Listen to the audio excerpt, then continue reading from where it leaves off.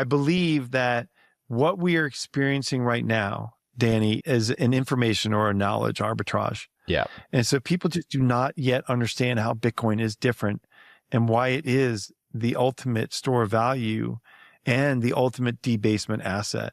They just don't understand it yet. There's a lot of confusion. The mainstream media puts out confusing and hit pieces about it all the time.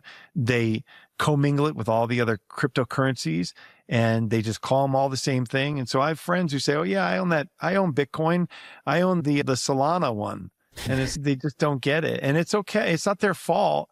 They're just not interested in doing the research themselves, and they're listening to mainstream media and getting their news off of Facebook or their research off of Facebook. They're just not getting it. And so there is an information arbitrage that you and I are experiencing right now. It feels bad and it makes you feel like, am I an idiot? Am I just stupid how early am I here? And the answer is you're still pretty early, because I think that Bitcoin is going to trade above $1 million in early 2030s. 2032, 2033, I would be very surprised if we're not touching $1 million Bitcoin. That's me. That's my thesis. That's where I believe this thing is going. But I also believe that part of that is that arbitrage, that knowledge arbitrage will close. And as that does, you're going to have the Harvards and the Yales and the University of Texas and the CalPERS and the Texas teachers and every pension and fire fund out there taking positions in Bitcoin as a core asset. And when they do that, that's when that knowledge begins to really spread. And people are like, oh, so Bitcoin is different. Okay, so Bitcoin is different. It's not just this moonshot thing. It's digital gold. Okay, then I should probably own some. And funny enough, is I think that's going to be a much healthier rise for Bitcoin in price and a much more stable rise.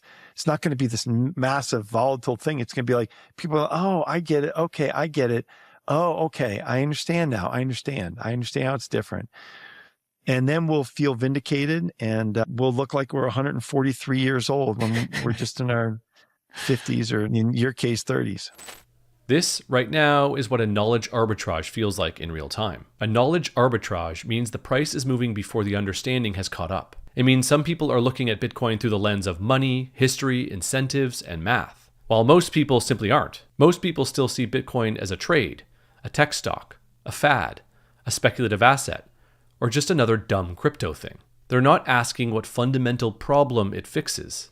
They're not looking at it through a lens of monetary history. They're not thinking about debt, debasement, or broken incentives. So when price drops, they don't have a framework to lean on. They just feel fear or revulsion. And that's why this phase feels isolating.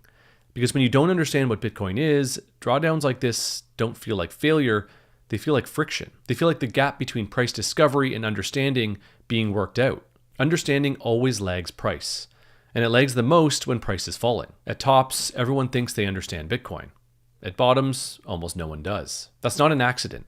That's how monetization works for something that's genuinely new. And if this feels uncomfortable, if it feels lonely, if it feels like you're early, that's not a sign you're wrong. It's a sign you're ahead of the curve.